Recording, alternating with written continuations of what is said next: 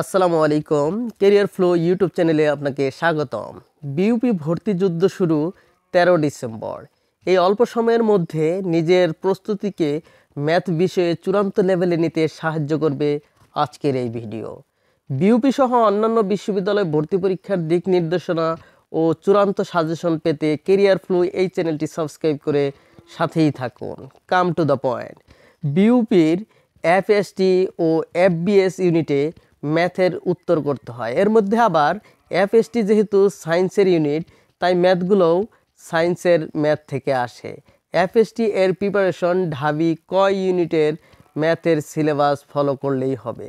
এফবিএসে কিছু কিছু ব্যবসায়িক ম্যাথ থাকতে পারে, আর এফবিএসের ম্যাথ পার্টটা আসে নবম ও দশম শ্রেণীর সিলেবাস থেকে।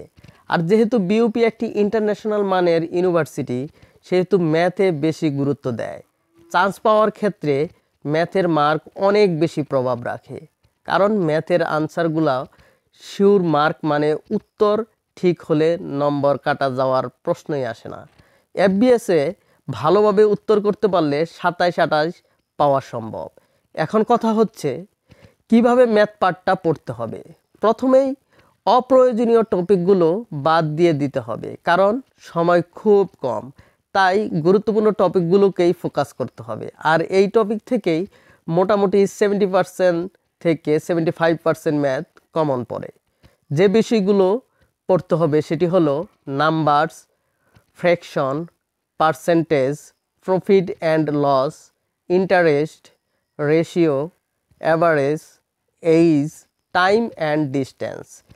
এইগুলো খুবই গুরুত্বপূর্ণ টপিক, আর আসলে ম্যাক্সিমাম এইগুলো থেকেই আসবে। আর odd number, mixture, time and work related problem, train speed, chain rule, possibility, এই টপিক থেকে বাকি 25 থেকে 30% প্রশ্ন হয়ে থাকে।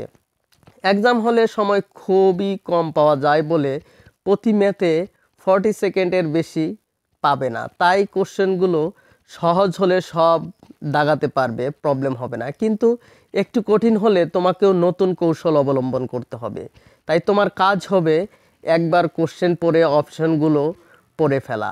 সহজ ম্যাথ হলে এমনি সলভ করতে পারবে, কিন্তু একটু কঠিনগুলা আনসার করার ক্ষেত্রে অপশনগুলা দেখবে।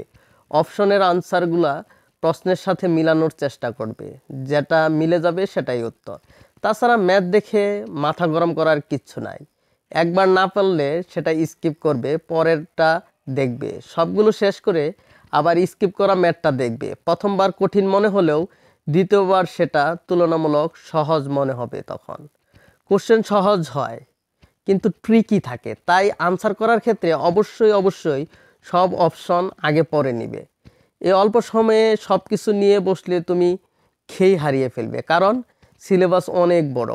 আর তাই এখন তোমাকে একটা কৌশল অবলম্বন করতে হবে ভালো করার জন্য। মোটামুটি এই ছিল ম্যাথ নিয়ে আলোচনা। কোনো হট টপিক বাদ গেলে কমেন্টে জানাও। দেখা হবে বিজয়ে। ধন্যবাদ।